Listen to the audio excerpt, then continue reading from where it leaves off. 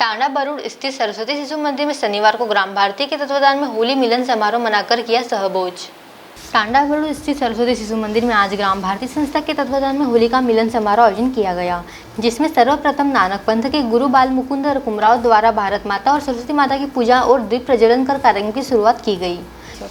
मुख्य अतिथि हीरालाल जी तिरोले संगठन मंत्री ग्राम भारती ने अपने विचार रख के तत्पश्चात फूल और सूखे रंग गुलाल से होली खेली। कार्यक्रम में कबीर पंथ से कैलाश महाराज, ग्राम भारती के जिला प्रमुख भगवान पाटिल, संस्था के अध्यक्ष रामचंद्र, थाना प्रभारी गिरवर जलोदिया, राष्ट्रीय स्वयंसेवक संघ के खंड संचालक चंपालाल कुमरावत सहित सैकड़ों मातृशक्ति और ग्रामीणों ने उपस्थित होकर सहभोज किया। मैं इसलिए संस्था की तारीफ कर रहा हूँ क्योंकि मेरे खुद का परिवार भी, बच्चे भी इसी से पढ़ के आगे बढ़े हैं। कोई डॉक्टर है, इंजीनियर है। आदरणीय भाई साहब बहुत मेरे परिवार से जुड़े हुए हैं। लगभग मुझे लगता है कि मेरी सारी हिस्ट्री जानते हैं, मुझे बताने की ज़रूरत नहीं है।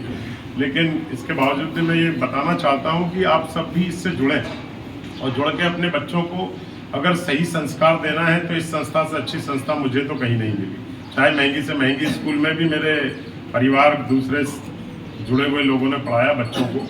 एमराल्ड स्कूल और वो कौन सी है, क्या बोलते हैं, इंदौर में है और उसकी फीस है। आपके माइक्रो विजन है बुरहानपुर में, मैं बुरहानपुर भी रहा हूँ, भाई साहब भी बुरहानपुर में 2 लाख फीस है। हाँ, माइक्रो विजन वगैरह बड़ी बड़ी स्कूलें हैं, लेकिन वहाँ पे शिक्षा के साथ संस्कार मुझे तो देखने को नहीं मिला। अगर आप लोग ऐसा कहें कि मैं बुराई नहीं कर रहा हूँ, परंतु मेरा एक कटु अनुभव रहा है कि यदि संस्कार वाली बात आती है और सबसे महत्वपूर्ण चीज़ है परिवार में संस्कार का होना। कई लोग विदेश में अपने बच्चों को पढ़ा लिखा कर भेज देते हैं, वो विदेश में सेटल हो जाते हैं, लेकिन माता पिता वो यहाँ पे पता चला है कि बड़ी बड़ी प्रॉपर्टी लेके एक राजस्थान का एक महल में देख रहा था कल यूट्यूब पे, खंडहर पड़ा है और माता पिता वृद्धाश्रम में पड़े हैं। तो ऐसी नौबत इसलिए आती है कि बच्चों में संस्कार नहीं है।